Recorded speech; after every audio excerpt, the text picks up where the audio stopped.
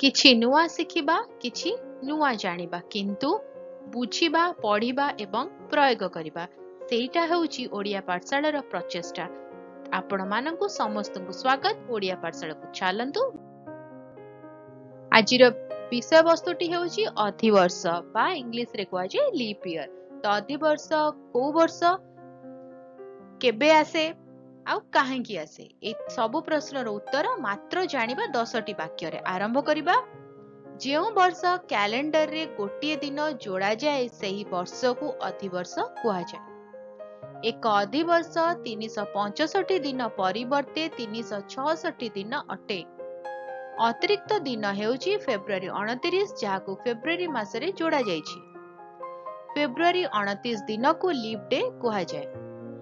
सूर्य चारि पाखरे पृथ्वी को गोटे परिक्रमा संपूर्ण करने 365 दिन एवं 1/4 दिन समय लागे,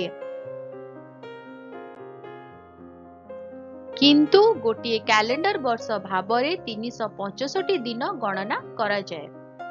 अवशिष्ट समय जोटा कि 1/4 दिन प्रति 4 वर्ष रे जोग करी शेष रे कैलेंडर रे गोटे अतिरिक्त दिन जोड़ा जाए।